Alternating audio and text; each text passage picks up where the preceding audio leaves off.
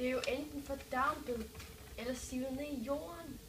Men jeg gider ikke, at det skal sive ned i jorden. Jeg vil bare have en vandpyt. Jamen, så må du vente til det regner igen. Det gider jeg ikke. Så kom her. Se her, Knudrøv. Det kan være, at noget af din vandpyt er sivet ned til grundvandet. Hvordan det? Jamen, når regnen rammer jorden, er der noget af det, der fordamper. Og noget af det siver ned i jorden og ned til grundvandet, som vi så pumper op og derfor og renser det, og derfor kan vi få rent vand.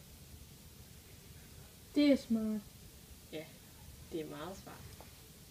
Det vand, der ikke siver ned i jorden og bliver til grundvand eller fordamper, når det rører jordfladen, så løber det sammen på jordens overflade og søger ned mod åer, floder og søer. Til sidst kommer det til havet via søer, åer, floder eller under jorden.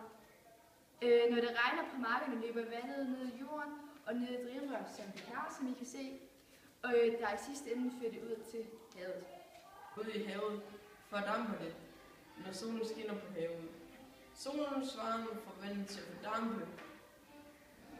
Der fordamper især meget, når nu det er meget varmt. Højt om i luften, der fortælles vanddamp, og det bliver så til skyer.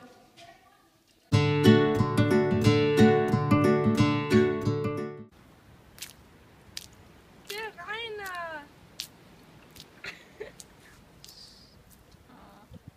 Det blev jo dårligt, det her.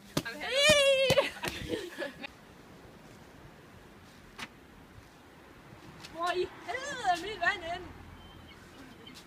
Hvad er det? Jeg var ikke. Jeg synes, det lyder dumt. Yeah, det regner!